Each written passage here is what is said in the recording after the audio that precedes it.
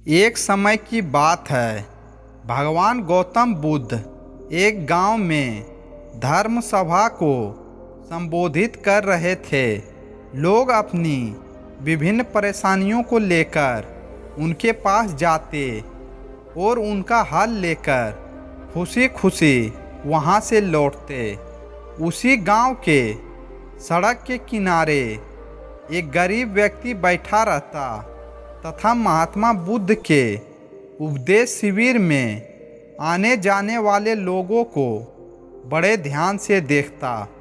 उसे बड़ा आश्चर्य होता कि लोग अंदर तो बड़े दुखी चेहरे लेकर जाते हैं, लेकिन जब वापस आते हैं तो बड़े खुश और प्रसन्न दिखाई देते हैं।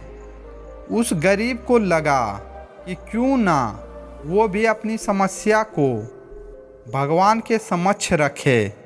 मन में यह विचार लिए वह भी महात्मा बुद्ध के पास पहुंचा। लोग पंक्तिबद्ध खड़े होकर अपनी समस्या को बता रहे थे।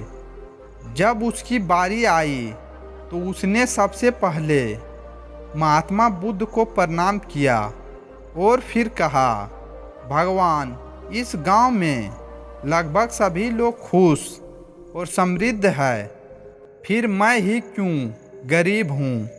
इस पर उन्होंने मुस्कुराते हुए कहा, तुम गरीब और निर्धन इसलिए हो क्योंकि तुमने आज तक किसी को कुछ दिया ही नहीं।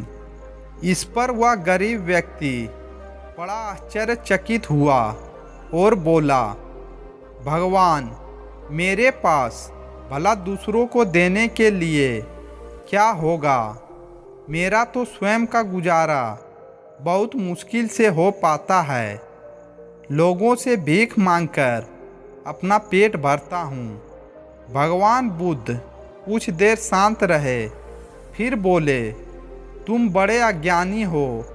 औरों के साथ बांटने के लिए ईश्वर ने तुम्हें बहुत कुछ दिया है, मुस्कुराहट दी है जिससे तुम लोगों में आशा का संचार कर सकते हो, मुख दिया है ताकि लोगों से दो मीठे शब्द बोल सकते हो, उनकी प्रशंसा कर सकते हो, दो हाथ दिए हैं लोगों की मदद कर सकते हो।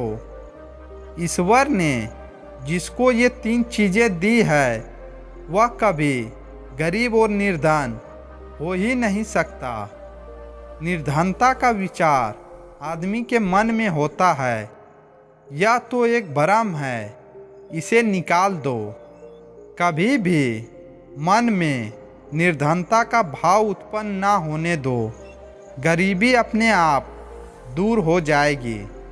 भगवान बुद्ध का संदेश सुनकर उस आदमी का चेहरा चमक उठा और उसने इस उपदेश को अपने जीवन में उतारा, जिससे वह फिर कभी दुखी नहीं हुआ।